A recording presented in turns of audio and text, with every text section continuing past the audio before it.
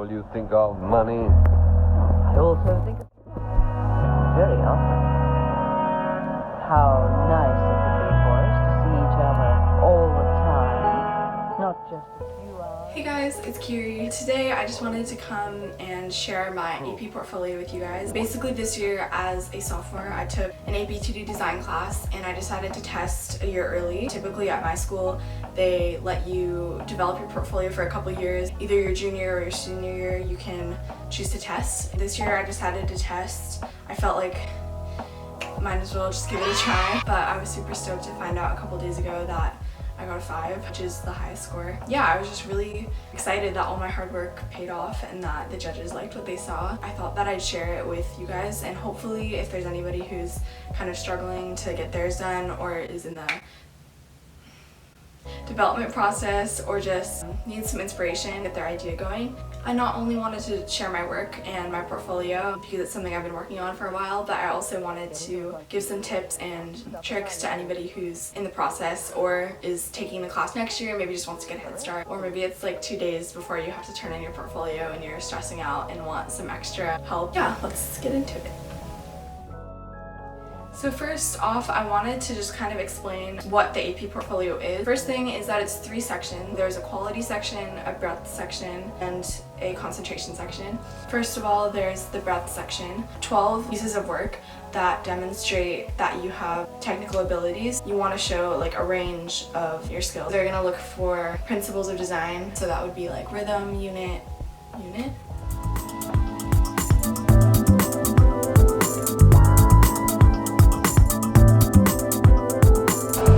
principles of design throughout your work, so that's like unity, variety, rhythm, shape, texture, form, line, color, anything that shows that you know the principles of design and you can demonstrate them in your work, as much range as you can. The other section is the concentration section. So this one I think is more heavily graded, I'm not sure. You have one focus or theme or principle of design that you want to explore and you basically build on it. There's 12 pieces of work in this section and you have to show a progression of your idea, just show how your idea has grown and been developed. These 2 portions, you're going to submit them online. The way that you order your images is pretty important because you want to show that you started off with this idea and you built it and you maybe like had a change in path and then you had like a new idea and then you built on that one. Show like a common thread but also growth and change. The last section is the quality section. 5 pieces of work that are printed.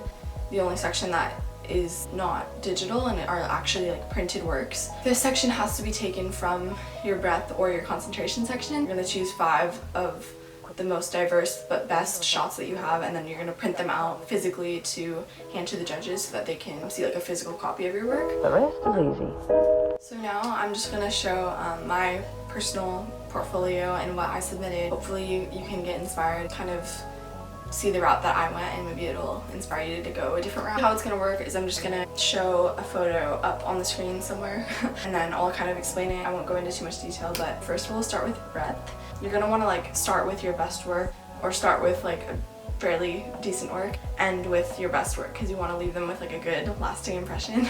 I started with this one. It is basically a piece I did of my sister. Literally was just like in another room and I saw that the lighting looked really cool. I just told her to lay down. I liked the shirt she was wearing already because it had like some texture and some line, and I had her like reach up toward the camera like that. It was kind of seen in the photo. Thought that one was really cool. Just because of the angle that it was like shot at and the perspective. The next one I have is this one. This one is one I took a while ago actually, I think in my freshman year, of the sky at sunset and then just like a silhouette of hands reaching, and then I just used some fairy lights. I used to like this piece but I'm not really into it anymore just because I feel like the fairy lights are kind of outdated and like probably look a little bit cheap or like cheesy, I don't know, tacky. My teacher really liked it for some reason, and she said that like it had good rhythm and balance or something. Hopefully they liked this one. And the next piece I have is this one. I really put like an emphasis in color in my work, so most of my pieces I try to emphasize certain colors and like evoke a different mood. Again, they want to see variety, so I couldn't just do like all colorful pieces. I wanted to show like some black and white and some like shadows and stuff. This piece is one of my better pieces, I feel like, because it uses more principles of design, and that was like what my teacher kept stressing. Emphasize those in your work because that's ultimately what they look for. There was a puddle on the ground and a bunch of lights were like reflecting in it, and I like saw it as I was walking by. Fortunately, I had my camera with me, so I kind of laid down on the ground and got as low as I could and like shot the puddle and like the reflections. I thought that it looked kind of surreal because I had it in a gallery and not a lot of people knew what it was, so that was kind of cool. The next piece I have is this one. I use a lot of hands in my work now that I look back at it. This one I titled Morning Light. I took this with my phone, actually. That's another thing, is it really does not matter what equipment you use. If you use your phone or your camera, or I don't really know what else you'd use, but if you can get a really good shot, there's evidence of like good principles there, you should get a good score. A lot of times I don't have models, so I just use myself or I use my sister. I think the asymmetry of the shadow of the hand, like on the other side, is like kind of cool. Most of these pieces in my breadth aren't portraits, although everything in my concentration is. Next one is a shot of my friend Megan that I took on film on 35mm. She's just by the lake at this park near our house. My teacher liked this one because of the emphasis that the like light has coming behind her. I think it's like kind of cool, I guess. I put it in there mainly because like, I thought it would be kind of cool to show that I can use multiple mediums like film and digital. That's the only film shot I put in my whole portfolio. The next one I have is a conceptual landscape piece I took and edited for an assignment, and I ended up turning it in. It's just a shot of like pine trees in the snow, and then I like layered it and did some stuff in Photoshop to make it look kind of surreal and give it a different vibe. Next one I have in here is this one. My main concept in this one was negative space, obviously. It's just my sister in like kind of the wilderness. I really wanted it to seem like the sky was the main focal point and like way bigger compared to her, so I wanted to make her seem really small and like timid, I guess, and kind of scared of like what's like lurking. So the next one is a triptych, and it's actually 3 pieces in one if you don't know what a triptych is. But this one I wanted to show this girl like who is kind of being haunted by like darkness, you know, and eventually like she surrenders to it and becomes the darkness, which is really dark, and I don't usually do photos like that. I think that the story element made it stronger, and then also the fact that there's like 3 photos in one that they could kind of judge, I guess. The last one was one of my stronger pieces. I thought I wanted it to be mainly to like evoke a feeling of claustrophobia and like anxiety, and she's kind of just in like dark lighting, which I actually edited afterwards because the place that I shot it at was like a lot brighter, but I didn't like that vibe. Had a bunch of her friends come and like put their hands all in different places around her, so that kind of felt like she was being like drawn in to the darkness. So that's my breadth portion. Now I'm gonna move on to my concentration. My concentration is basically focused on the idea of humans and nature. It's a lot more than that, but I basically wanted to show the similarities between humans and like the nature around us. It sounds kind of cliche, but I wanted to really have the model and the subject like interacting with the nature. I wanted to portray the fragility of like youth and innocence, and that it's fleeting and it fades away. You like grow old and you wither just like plants die after a while.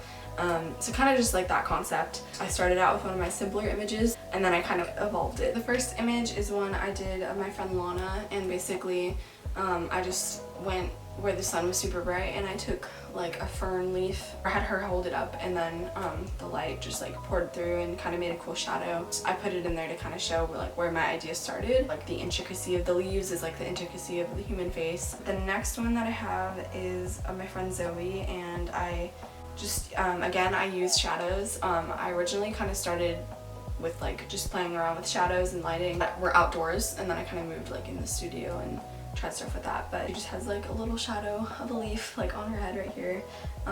But I wanted to use cool and warm colors and like complementary colors, and I will say like try to keep note while you're doing it of like the things you notice in your pieces that maybe you didn't notice before, or like what you were intentionally going for. That way when you write your commentary section, which isn't graded but it does help a lot, you know kind of what you should write and how you should explain it. It saves a lot of time. My next piece is one of my friend Devin, and this one was also shot outdoors, but the lighting was a lot softer, and like I kind of moved away from the shadows and the harshness. I shot at golden hour so it would be softer. My next one is a self-portrait. This one is outdoors, and it's kind of like the previous piece, so the leaves that were around me, I just wanted to show them like interacting with me, but this time instead of just like coming across, my hair is like in it, which was a little tricky, but it kind of turned out. She just like yanked my hair out. This next one I took of my friend Mazzy. This one was shot not really like, it's not a studio, but like in my room, so it's like more of a studio than outdoors. This time like the leaves are fully on her face, but it's more of like an editorial, like stylized shoot. But again, it's kind of showing like the interaction, like they're now like on her face, like pressed flowers, and I wanted to give like that natural kind of vibe. There's another one from this shoot that I included too. That's another thing, like if you have a shoot and you got 2 good shots and you're like, oh dang it, I can only put 1 in, you can do more than 1 shot from a shoot, but you want to make sure that they're like diverse enough where it still looks like you were like growing. So you wouldn't want to like take a photo of like a guitar and then like take a photo of it from like a different angle and submit both, because that's kind of not really showing that much growth. So this one, she's just holding flowers, and I put like a tutu from when I was like 5 around her head, and I wanted to give it really like a cool tone vibe. And she's holding the flowers and kind of looking through them. This next one is another self-portrait. I wanted to show now that fragility and like fleeting aspect of nature. So in this shot, I'm holding like dead flowers up to my face, and then I had my sister hold up a prism near the camera lens, and then kind of gave it like some color. Asymmetry is the main thing in this shot. My next piece is one of my friend Kimberly. This one is also in the studio setting, and I really wanted to focus on complementary colors here, so I used red and green obviously, and kind of like a pinkish tone,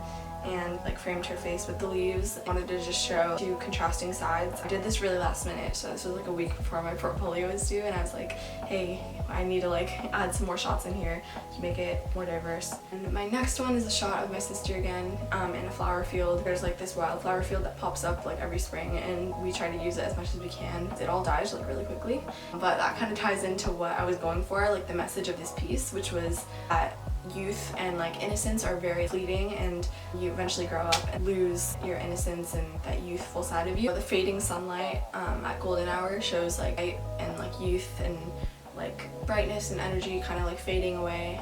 Obviously once you pick a flower, like it dies. Just wanted it to look fragile and like weak and innocent. This next shot is again of her, but a totally different scene. I'm trying to use complementary colors, perspective, and lighting. Lighting's a lot more harsh in this one, but she's holding up oranges. To me, oranges represent youth and life, and like she's holding that, and they're like cut open and just like exposed. When fruit is cut open, it goes bad after a while, so that's again like showing fragility and fleetingness of life. But my second to last piece is one of my friend Megan. The last 2 pieces are of her from the same shoot, but totally different concept. I had my sister hold grapes up to the side of her. She's holding a wine glass kind of more towards the camera, and that was supposed to show change. Obviously grapes turn into wine. Innocence in life fading and becoming something new, becoming something aged. And she's wearing white and the background's white because I wanted to juxtapose that stain of like wine and grapes against like a white background, which represents purity and innocence. My last piece, my best piece, I mean, I don't know, hopefully. She's wearing now like this speckled dress. I wanted to almost make her like one with the butterflies, which is why she's wearing that outfit, which I was lucky enough to like match the outfit to the butterflies. She's holding up the blue butterfly, which I think blue can represent like peace and serenity, silence. This idea of she's like getting older. I wanted to like make it pop with her eyes because it matches. I just like really thought out this image and like really tried to make it the best one I could. Butterflies obviously symbolize change, growth, evolution, and metamorphosis, which is like the title of this piece. At the end of it all, like my whole process, it's like moving into a new stage. Like you're changing, you're growing, you're no longer like the kid that you once were, and like you grow up to something new and something that is like life but in a new phase.